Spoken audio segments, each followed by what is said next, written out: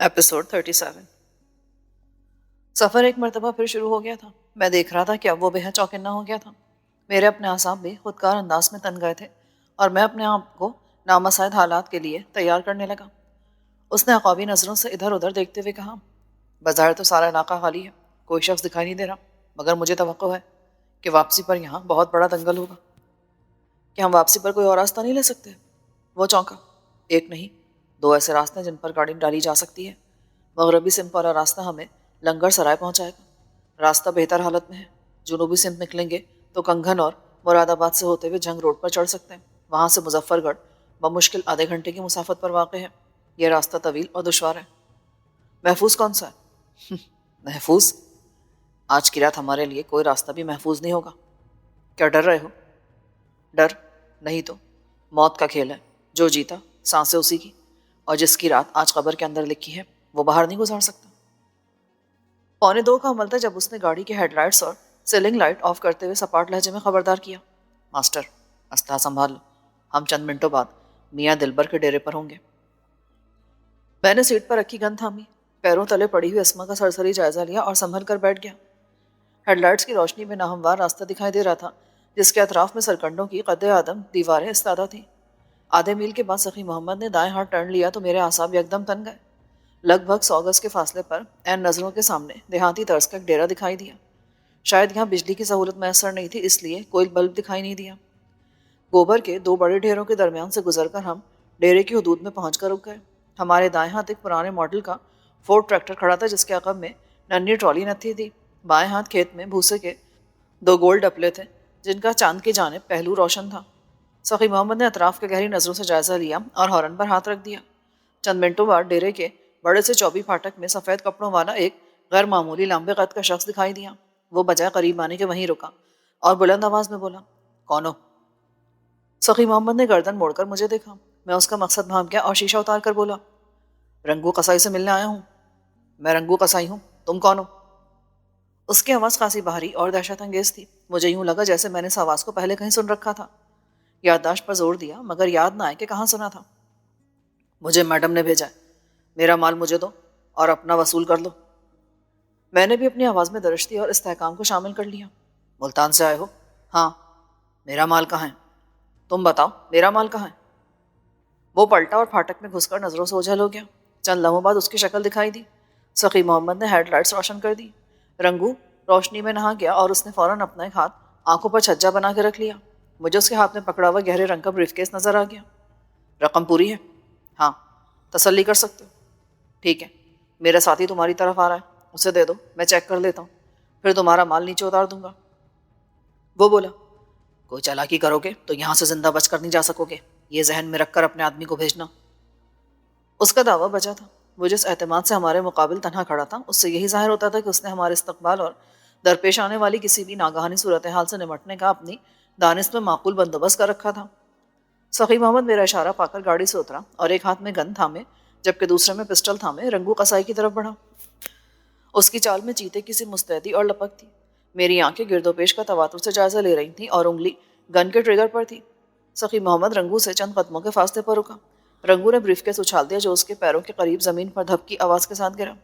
سخی محمد نے brief case اٹھایا اور تیز تیز قدموں سے چلتا ہوا ہائلکس میں آ گیا۔ اس نے سیلنگ لائٹ آن کی اور بریف کیس جھولی میں رکھ کر کھول دیا۔ وہ ترتیب وار رکھی بڑے نوٹوں کی گڈیوں سے بھرا تھا۔ اس نے 2-3 جگہوں سے نچلی گڈیاں نکالی، ٹارچ کی مدد سے نوٹ چیک کیے، پھر گڈی کا عددی شمار کیا، بڑبڑا کر حساب کیا، 5 پنجے پنجی تے پنجی اٹھے 200، 200 لاکھ یعنی 2 کروڑ۔ سچ کہتے ہیں کہ انسان کسی کو گالی دیتے ہوئے اور گنتی کرتے ہوئے لاشعوری طور پر مادری زبان میں بولتا ہے۔ اس نے بھی گنتی پنجابی میں کی تھی، پھر مطمئن ہو کر بولا، ماسٹر نوٹ اصلی ہیں اور رقم بھی پوری ہے، اب کیا حکم ہے؟ میرا ذہن تیزی سے کام کر رہا تھا۔ پیا نے کہا تھا کہ فیصلہ کرنے میں تاخیر موت کا سبب بنتی ہے۔ میں دیر نہیں کرنا چاہتا تھا۔ میں نے فوراً فیصلہ کر لیا کہ اسما کو یہاں اتارنا خود کو رنگو قصائی کے رحم و کرم پر چھوڑنے کے مترادف ہوگا۔ میں نے بلند آواز میں کہا، اپنا ایک آدمی بھیج دو، ہم اسے کچھ دور تک اپنے ساتھ لے جائیں گے، جہاں خود کو محفوظ سمجھیں گے اسے مال سمیت اتار دیں گے۔ ہیڈ لائٹس کی تیز روشنی اور مدھم چاندنی کے باوجود اس کا چہرہ دکھائی نہیں دیتا تھا، اس لیے اس کا رد عمل بھی دکھائی نہ دیا، مگر اس کی آواز نے اس کی گھبراہٹ کو مجھ پر آشکار کر دیا۔ کیا مطلب؟ ہمارے درمیان یہ طے ہوا تھا کہ ہم یہی مال کا تبادلہ کریں گے۔ اپنی حفاظت کے خیال سے ہم نے طے شدہ پروگرام میں تھوڑی سی تبدیلی کی ہے. اگر تمہیں قبول نہیں تو تمہارا مال نیچے پھینک کر ہم واپس چلے جاتے ہیں. جلدی فیصلہ کرو، ہمارے ساتھی ہمارا انتظار کر رہے ہیں. اپنی پوزیشن کو مستحکم ظاہر کرنے کے لیے میں نے اس پر ایک اور پہلو سے وار کیا. میرے پاس ایسا کوئی آدمی نہیں جسے تمہارے ساتھ بھیج سکوں. مال یہیں اتار دو. یہ نہیں ہو سکتا. جیسا کہا جا رہا ہے ویسا کرو، ورنہ میں سودا منسوخ کر کے واپس چلا جاؤں گا. مجھ پر حملہ کرو گے تو خانزادی کو گولیوں سے چھلنی کر دوں گا. اس نے رخ پھیر لیا. اندازہ ہوا کہ پھاٹک کے اندر کوئی موجود تھا جس سے وہ دھیمے لہجے میں مشاورت کرنے لگا. چند لمحوں بعد پھاٹک میں دکھائی دینے والے ایک عام جسامت والے شخص نے میرے اندازے کی تائید کر دی. وہ وہیں تھم گیا جبکہ رنگو نپے تلے انداز میں چلتا ہوا ہیڈ لائٹس کی تیز روشنی سے بچ کر ہماری جانب آیا. نزدیک آیا تو پتہ چلا کہ اس نے ہاتھ میں ایک بڑے سائز کا پستول اور ٹارچ تھام رکھی تھی. سخی محمد کے پاس آ کر وہ رکا. تم نے مال چیک کر لیا، اب میں اپنا مال چیک کروں گا. میں نے اس کی زود فہم سرشت کو دلی دل میں سراہا. اگر میں اس پر اعتماد کرنے کی پوزیشن میں نہیں تھا تو اسے بھی حق تھا کہ وہ اپنا مطلوبہ مال جانچے، یعنی اسما کو دیکھنے کے لیے چلا آتا. سخی محمد نے میری طرف دیکھا. اجازت پا کر اس نے گاڑی کے اندر والی بتی روشن کی اور رنگو کو مخاطب کیا. پچھلا دروازہ کھول کر دیکھ لو. میں نے اسما کے پیٹ پر گن کی نال اور ٹریگر پر انگلی رکھ دی. رنگو نے دروازہ کھولا اور جھک کر اندر جھانکنے لگا. میری نگاہ اس پر پڑی. ایسے میں میرے وجود کو جھٹکا سا لگا. اچانک جیسے میری آنکھوں کے سامنے 500 واٹ کا بلب روشن ہو گیا. میں پھٹی پھٹی نظروں سے رنگو قصائی کو دیکھے جا رہا تھا اور یوں لگ رہا تھا جیسے میرے بدن کی تمام تر توانائی جیسے آنکھوں میں مجتمع ہو گئی تھی. برسا برس سے آنکھوں کے پردوں پر ٹھہرے ہوئے اس انسانی چہرے نے مجھے کبھی بھی تنہا نہیں چھوڑا تھا، ہمیشہ میرے ساتھ رہا تھا. دروازے میں کھڑے ہوئے لمبے قد والے رنگو قصائی کا جھکا ہوا مگر سخی محمد کی طرف تھوڑا سا اٹھا ہوا بڑی مونچھوں والا خوخار چہرہ، غیر معمولی حد تک پھیلی ہوئی دہشتناک آنکھیں اور چہرے کے تاریک پس منظر میں خون کی سرخ آمیزش، اسے تو میں گزشتہ 10-12 برسوں سے بلا ناغہ دیکھتا چلا آ رہا تھا. میں نے پوری سختی سے اپنے دانت بھینچ لیے. دانتوں کی کڑکڑاہٹ میرے ذہن کے پردوں پر دھمکنے لگی. یاد آئی کہ اس کی کھردری اور پاٹدار آواز میرے لیے ناشناسا کیوں نہ تھی. یہ وہی شخص تھا جسے میں نے بھڑولے کے اندر کھڑے ہو کر انگوٹھے بھر کے سوراخ میں سے دیکھا تھا جب وہ چارپائی پر جھولتے ہوئے میرے زخمی باپ سونے خان پر جھک کے غرا رہا تھا. قسمت نے میری زندگی کی سب سے بڑی خواہش پوری کر دی تھی. وہ میری زیر و زبر ہوتی ہوئی دنیا سے بے خبر ٹارچ کی تیز روشنی اسما کے چہرے پر ڈال رہا تھا اور مجھ سے پوچھ رہا تھا کہ زندہ تو ہے نا. میں نے جواب نہیں دیا تو سخی محمد بولا، زندہ ہے مگر بے ہوش پڑی ہے، اچھی طرح دیکھ بھال رو. سخی محمد کی آواز مجھے کہیں دور سے آتی محسوس ہوئی. رنگو نے اپنی سینے والی جیب سے ایک تصویر نکالی، ٹارچ کی روشنی اس پر ڈالی اور پھر ایک نظر اسما کو دیکھا. مال تو ایک نمبر ہے مگر اس سمے مجھے یاد نہیں رہا کہ میں کہاں سے چلا تھا، یہاں کیوں آیا تھا، کیا ارادہ رکھتا تھا اور میری ترجیحات کیا تھیں. یکبارگی میرا جی چاہا کہ میں اس کا گریبان پکڑ لوں اور چیخ چیخ کر پوری دنیا کو بتا دوں کہ یہی وہ ظالم شخص ہے جو میرے ماں باپ کا قاتل ہے. اسے مار مار کر لہو لہان کر دوں اور اپنا بدلہ چکا کر حساب بے باک کر دوں. میرے اعصاب میں برق سی کوندی مگر اچانک ہی میں نے خود کو سنبھال لیا اور گہری نظروں سے اس کا جائزہ لینے لگا. مبادا میں غلطی پر نہ ہوں مگر میں نے اسے پہچاننے میں یقیناً کوئی غلطی نہیں کی تھی. اس دوران اس نے قدرے جھک کر اسما کا ایک بازو نکال لیا تھا اور کلائی تھام کر نبض محسوس کرنے کی کوشش کر رہا تھا. اسے میں نے زندگی میں دوسری مرتبہ دیکھا تھا. اس کے چہرے میں کچھ تبدیلیاں رونما ہو چکی تھیں. رنگ نکھر گیا تھا مگر بڑی بڑی مونچھیں، آنکھوں کی سرخی اور ناک پر تل کی موجودگی اس کی شناخت کا مضبوط جواز تھے. اس نے باہتمام ہیئر ڈائی کر رکھا تھا جس کی وجہ سے شیو زدہ گالوں پر سفید زرات کے علاوہ کہیں سے بھی بالوں کی سفیدی کا احساس نہیں ہوتا تھا. میں نے سر کو جھٹکا، خود کو یقین دلایا کہ میں خواب نہیں دیکھ رہا. وہ سخی محمد سے محو کلام تھا. شاید یہیں پر اپنا مال وصول کرنے کی ضد کر رہا تھا مگر سخی محمد نے اس کا مطالبہ تسلیم نہ کیا. وہ مال کی تسلی و تشفی کر کے لوٹا اور جاتے ہی اس نے اپنے ساتھی کو ہماری جانب بھیج دیا. اس کا ساتھی لمبے لمبے ڈگ بھرتا ہماری طرف آیا. قریب آنے پر اس کا چہرہ دکھائی دیا. وہ بڑی مونچھوں والا نہایت سیاہ فام شخص تھا. اس کے دانت خاصے باہر کو نکلے ہوئے تھے جو ہیڈ لائٹس کی روشنی میں بڑے عجیب اور خوفناک لگ رہے تھے. میری ٹھہری ہوئی پتلیاں حرکت میں آ گئی. خود کو سنبھالنے میں نے چند لمحے صرف کیے اور اپنی رستی ہوئی گن کا رخ پھر اسما کی طرف کر دیا اور سخت لہجے میں کہا، فرنٹ سیٹ پر آ جاؤ. وہ ہاتھوں پر آنکھوں کا چھجا بنا قریب آیا اور فرنٹ گیٹ کھول کر بیٹھ گیا. سخی محمد کے پسٹل کا رخ اس کی طرف تھا. وہ مقامی زبان میں درشت لہجے میں بولا، کھلونا ہٹاؤ، میری زندگی انہی میں کھیلتے گزری ہے. وہ نہتا تھا. اگر اس کے پاس کچھ تھا بھی تو لباس میں چھپا تھا. میں نے کہا، میں تمہیں زیادہ دور نہیں لے جاؤں گا، اگر کچھ چالاکی دکھاؤ گے تو پھر رعایت نہیں کروں گا. اس نے سیٹوں کے درمیان سے مجھے دیکھا، پھر گن کے رخ کو بھانپ کر فرش پر لیٹی اسما کو دیکھا.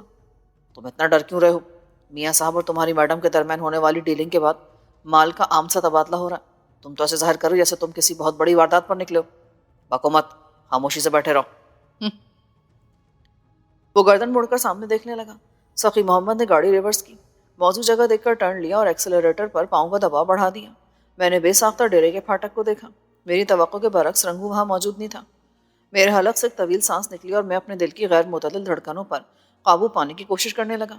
سخی محمد نے ڈیرے کی حدود سے نکلتے ہی بجائے بائیں ہاتھ موڑنے کے دائیں ہاتھ گاڑی ڈال دی۔ سیاہ فام چلا کر بولا، یہ تم کہاں جا رہے ہو؟ ملتان تو اس طرف ہے۔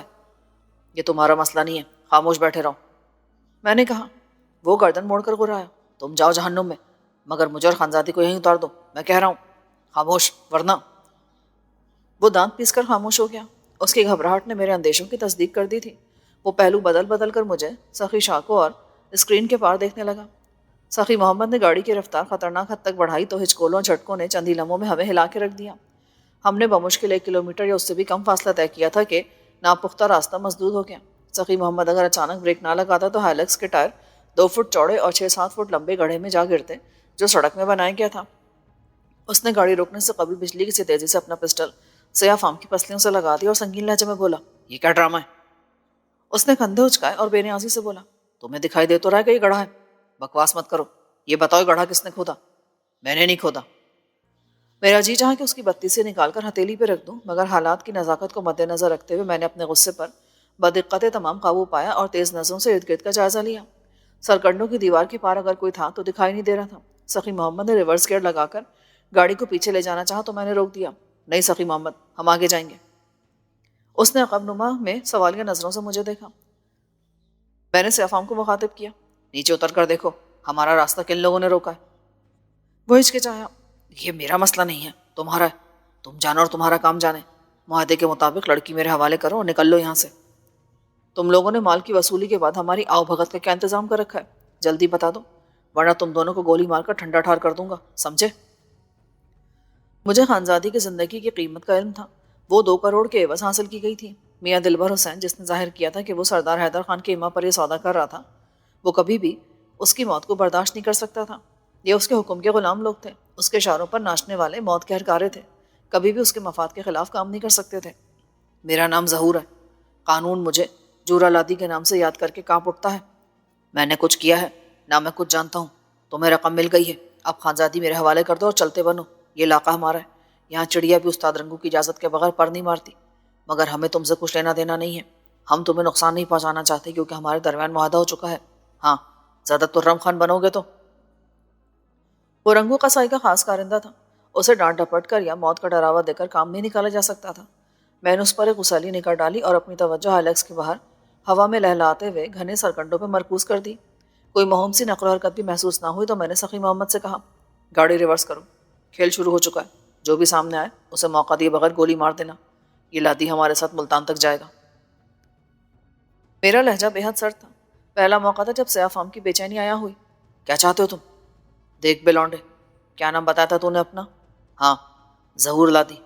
ہمارے دھندے میں معاہدے کی خلاف ورزی نہیں کی جاتی۔ میں گاڑی میں لڑکی لاد کر ملتان سے یہاں تک آ گیا ہوں تو تمہیں میری طاقت کا اندازہ بھی ہو جانا چاہیے۔ ایک فائر کی آواز پر تمہارا علاقہ میرے آدمیوں کو یوں اگلنا شروع کر دے گا جیسے بارش کے بعد کھمبیاں اگنے لگتی ہیں۔ خانزادی اور بریف کیس کو تم لوگ بھول جاؤ گے، تمہیں جان کے لالے پڑ جائیں گے۔ سقی محمد، پسٹل ہٹا لو، میں نے لادی کو کور کر رکھا ہے، تم اپنی توجہ ڈرائیونگ اور راستہ روکنے والوں پر مرکوز رکھو۔ ظہور لادی جلدی سے بولا، گاڑی روکو، میں نیچے اتر کر دیکھتا ہوں۔ وہ مفاہمت پر آمادہ ہو گیا تھا۔ سخی محمد نے گاڑی روکی، وہ نیچے اتر کر گڑھے کی جانب تیز قدموں سے بڑھ گیا۔ سخی محمد بولا، ماسٹر تم تو بڑے کام کے آدمی ہو۔ میں چپ رہا۔ لادی گڑھے کے پاس پہنچ کر مغرب کے سمت منہ کر کے کھڑا ہو گیا۔ وہ نہایت دھیمی آواز میں کچھ کہہ رہا تھا، آواز ہم تک نہیں آ رہی تھی۔ گڑھا اور گڑھے سے نکالے جانے والی مٹی کے ڈھیر نے راستہ اس طرح مسدود کر دیا تھا کہ گاڑی گزرنے کی گنجائش نہیں رہی تھی۔ سخی محمد تشویش سے بولا، یہ آخری چنگل نہیں بلکہ سے پہلا خونی پھاٹک سمجھو۔ یہ سوچو کہ ہم لادی کو کہاں تک اپنے ساتھ لے جائیں گے، یہ فیصلہ تم نے کرنا ہے۔ میرا ارادہ تھا کہ میں لنگر سرائے سے براستہ خانپور مظفر گڑھ نکل جاؤں گا۔ اب سوچ رہا ہوں خانپور تک کا راستہ خطرناک ثابت ہو سکتا ہے، اس لیے ہمیں ایک لمبا چکر کاٹنا ہوگا۔ لنگر سرائے سے مغرب کی سمت نکلنے والا لنک روڈ سلطان کالونی کی طرف جاتا ہے جو بڑی سڑک پر چڑھ جاتا ہے۔ یہ سفر لمبا تو ہے مگر نسبتاً محفوظ ہے۔ لنگر سرائے یہاں سے کتنی دور ہے؟ یہی کو 8-10 کلومیٹر۔ ایسے وقت میں 2 آدمی سرکنڈوں سے نکل کر لادی کے پاس آن کھڑے ہوئے۔ ان کے کندھوں سے دیسی ساختہ رائفلیں لٹک رہی تھیں۔ تینوں کچھ دیر تک بات کرتے رہے۔ ایک آدمی سرکنڈوں میں گھسا اور چند لمحوں بعد 2 عدد مقامی طرز کے بیلچے تھام کے برآمد ہوا۔ یہ خاص قسم کا اوزار یہاں دیہاتوں میں بکثرت ملتا تھا۔ اس کا پھل کسی سے قدرے چھوٹا جبکہ دستہ خاصا لمبا ہوتا ہے۔ اسے مقامی زبان میں وہولا کہا جاتا ہے۔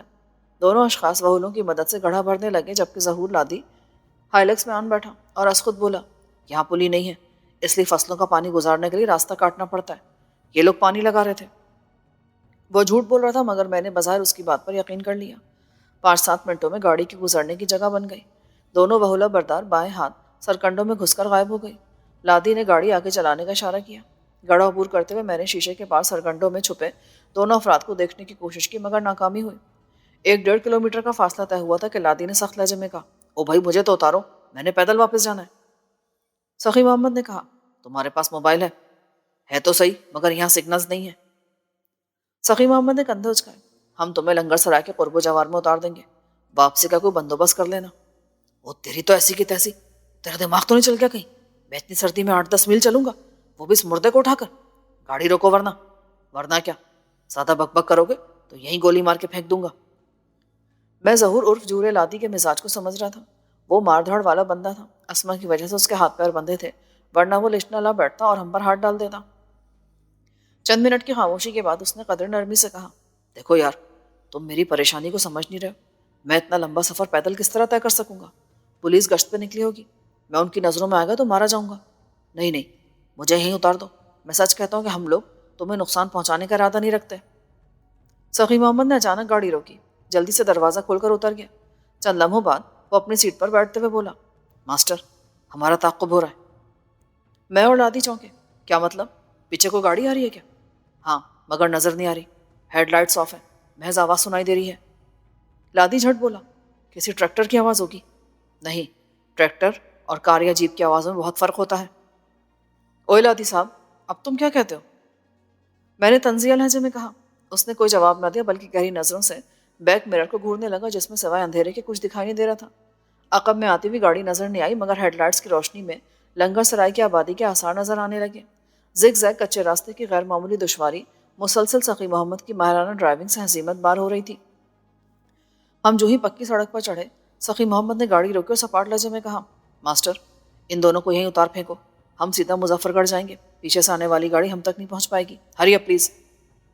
میں اس لمحے کے لیے پوری طرح تیار تھا۔ میں نے گیٹ کھولا اور برق رفتاری سے گاڑی سے چند قدم دور جا کھڑا ہوا۔ لادی کو اپنے نشانے کی زد پر رکھتے ہوئے نیچے اترنے کا حکم دیا۔ وہ اترا تو میں نے اسے سیٹوں کے درمیان فرش پر لیٹی اسما کو اٹھانے کا اشارہ کیا۔ اس نے ارد گرد دیکھا اور برہمی سے بولا، تم لوگوں پر خدا کی مارو، تم نے مجھے سردی میں مار ڈالا۔ اس کے فطری رد عمل پر میرے لبوں پر مسکراہٹ ابھر آئی جسے اندھیرے کے سبب غالباً وہ دیکھ نہیں پایا۔ اس نے جھک کر اسما کو احتیاط سے باہر کھینچا، زمین پر لٹایا اور پھر بغلوں میں ہاتھ ڈال کر اٹھا لیا۔ وہ جرائم کے سفر کا پرانا مسافر تھا۔ اس نے اپنے طور پر اسما کو زمین پر لٹانے کے دوران یہ جائزہ لیا تھا کہ وہ زندہ تھی یا مردہ۔ اچانک سخی محمد نے گاڑی چلا دی۔ مجھے بھاگ کر سوار ہونا پڑا۔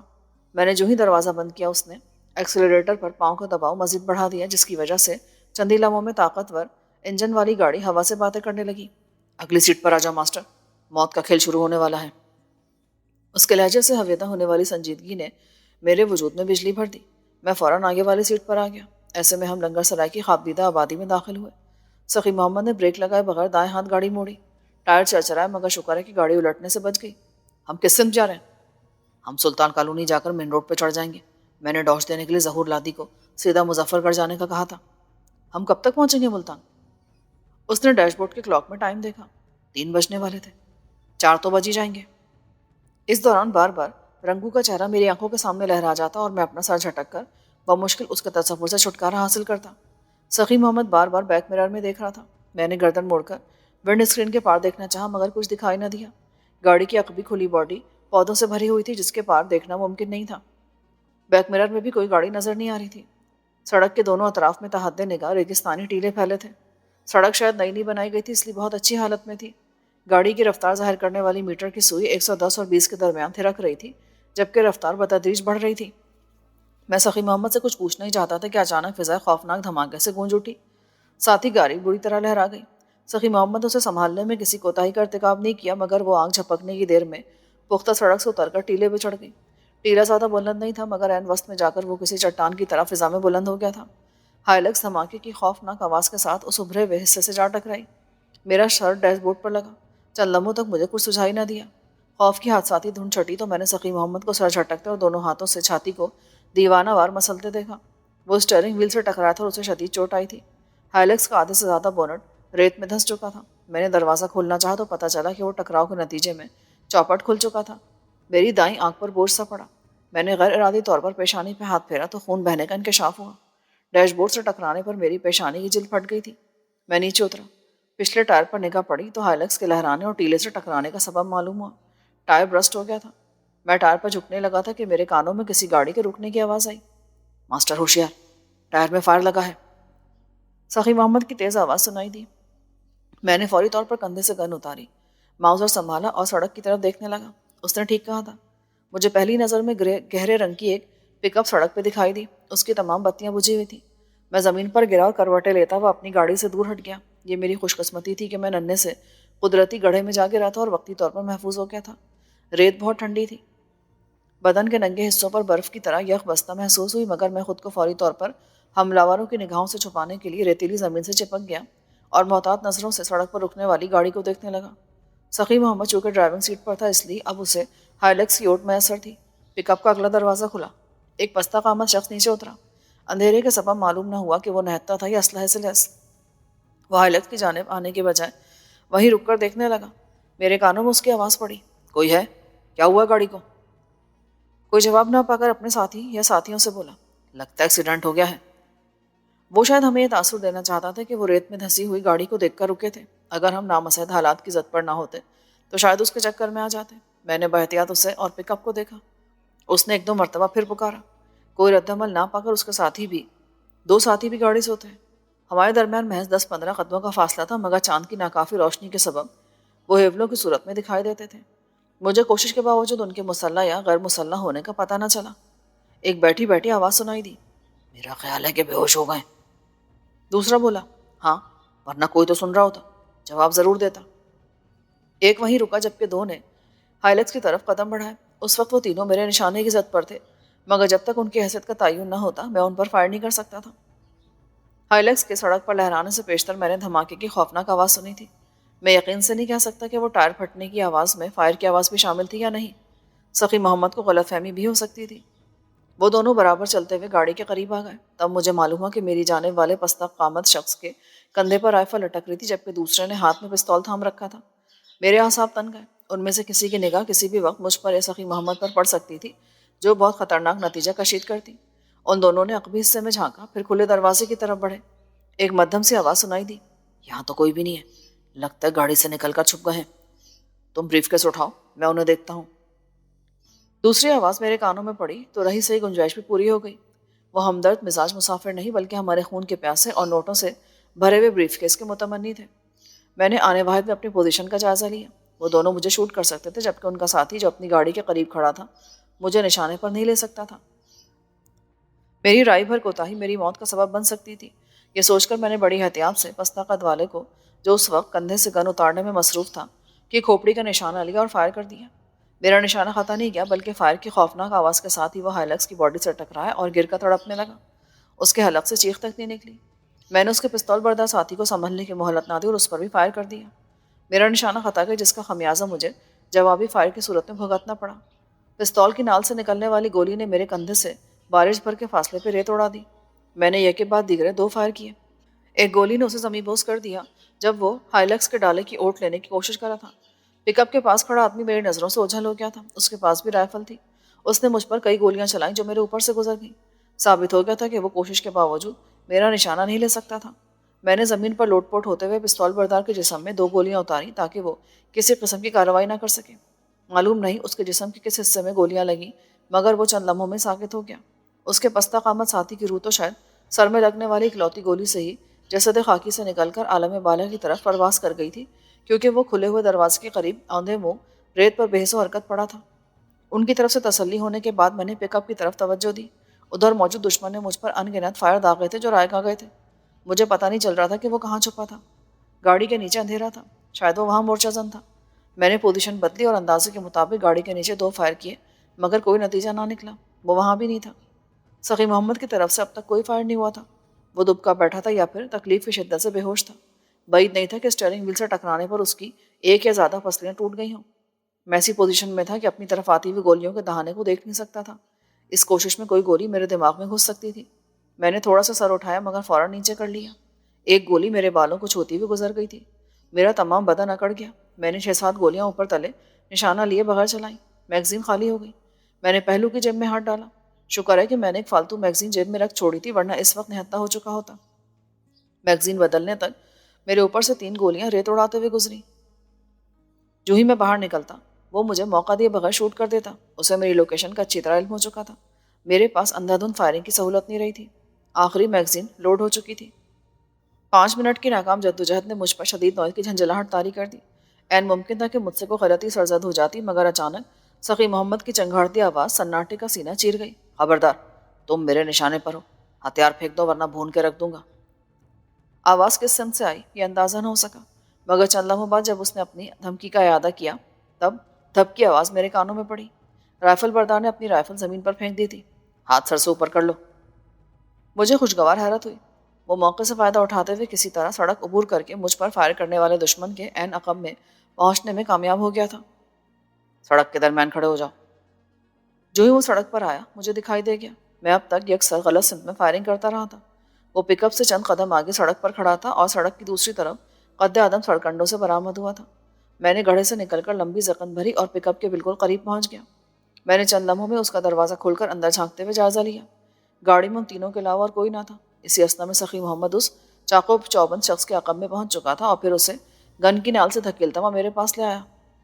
میں نے کرخت لہجے میں کہا، اڑا دو اسے، اچار ڈالنا اس کا کیا؟ وہ شکست تسلیم کر چکا تھا۔ اس نے جو ہی میرا جملہ سنا وہ گھگیا کر بولا، مجھے کچھ نہ کہو، خدا کے لیے۔ اگر زندگی چاہتے ہو تو جو پوچھتا ہوں سچ سچ بتاتے جاؤ۔ جہاں جھوٹ بولو گے یا خاموش ہو جاؤ گے گولی مار دوں گا۔ بتاتا ہوں مگر مجھے گولی نہ مارو۔ نام کیا ہے تمہارا؟ راجہ اسلم۔ کیا تم بریف کیس چھیننے کے لیے ہمارے پیچھے آئے تھے؟ ہاں مگر بھیجا کس نے تھا؟ استاد رنگو نے۔ جلدی کرو، فائرنگ کی آواز بہت دور تک سنی گئی ہوگی۔ میں نے سخی محمد کو باور کرایا۔ سخی محمد نے پوچھا، رنگو کا پورا منصوبہ بتاؤ، جلدی جلدی۔ اسے میاں صاحب نے کہا تھا کہ لڑکی وصول کر کے اپنی رقم چھین لینا۔ اس نے کشتیوں والے پل کے ادھر اور ادھر دونوں طرف اپنے بندے چھپا رکھے تھے، جبکہ اس طرف ہمیں تعینات کیا گیا تھا اور رقم چھیننے کا حکم دیا تھا۔ اگر تم جوری لاتے کو ساتھ لے کر نہ آتے تو لنگر سرائے سے ادھر ہی ہم تم پر حملہ کر دیتے۔ اس طرف کوئی اور پارٹی موجود ہے؟ نہیں، ہمارا اندازہ تھا کہ تم دریا کی طرف سے واپس جاؤ گے۔ مجھے چھوڑ دو، میں کسی کو کچھ نہیں بتاؤں گا۔ میں نے پوچھا، رنگو اسی ڈیرے پر رہتا ہے مستقل طور پر یا آتا جاتا رہتا ہے؟ یہیں رہتا ہے۔ میاں دلبر کہاں اس وقت؟ کیا ڈیرے پر ہے؟ نہیں، وہ لاہور والی کوٹھی میں۔ میاں دلبر نے لڑکی کو کہاں پہنچانے کا حکم دے رکھا تھا رنگو کو؟ سخی محمد نے پوچھا۔ اس کے چہرے کے تاثرات اندھیرے کے سبب نہیں بھانپے جا سکتے تھے، مگر اس کے لہجے کے تغیر نے مجھ پر عیاں کر دیا تھا کہ وہ راجہ اسلم کو زندہ نہیں چھوڑے گا۔ لاہور میں میاں صاحب کی کوٹھی پر؟ کیا مطلب؟ کیا اس لڑکی کو حیدر خان کے حوالے نہیں کیا جانا تھا؟ میں چونکا۔ اس نے کندھے اچکائے اور نیم مردہ آواز میں کہا، مجھے اس بات کا علم نہیں۔ ڈیرے پر کتنے آدمی رہتے ہیں؟ 4، استاد رنگو، جورا لادی، مرید حسین اور میں۔ باقی لوگ کہاں سے منگوائے گئے ہیں؟ عمرپور سے۔ عمرپور؟ کہاں یہ عمرپور؟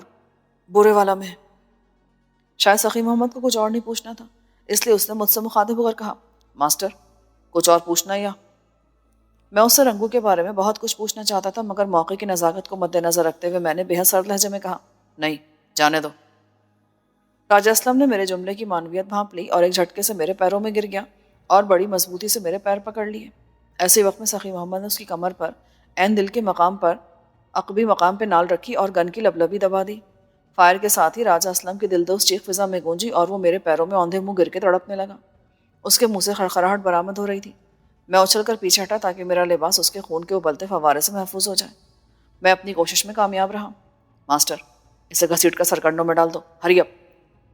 سخی محمد بولا اور ریت میں دھنسی ہوئی ہائلکس کی طرف بھاگ پڑا۔ اس نے کھلے گیٹ میں جھک کر نوٹوں سے بھرا ہوا بریف کیس اٹھایا اور اپنا اسلحہ نکال کر بھاگتے ہوئے واپس آیا۔ قدرے پھولی ہوئی سانسوں سے بولا، ہری اپ، اب ہمیں اس گاڑی میں سفر کرنا ہوگا، ہائلکس کو چیک کرنے کا وقت نہیں ہے۔ ہم دونوں بجلی کسی صورت سے رنگو قصائی کے گینگ کی پک اپ میں سوار ہوئے۔ چابی اگنیشن میں موجود تھی۔ سخی محمد نے ڈرائیونگ سیٹ سنبھالتے انجن اسٹارٹ کیا۔ لائٹس آن کے جھٹکے سے ایکسلریٹر دبا دیا۔ میں نے سیلنگ بلب کی دودھیا روشنی میں ایک مرتبہ پھر پک اپ کی عقبی سیٹ کا تنقیدی جائزہ لیا۔ گاڑی خالی تھی۔ راجہ اسلم اور اس کے ساتھیوں کے پاس اگر زیر استعمال اسلحے کے علاوہ کچھ تھا بھی تو وہ پچھلی سیٹ کے نیچے کہیں چھپا کے رکھا گیا ہوگا۔ سامنے کچھ نہیں تھا جو دکھائی دیتا۔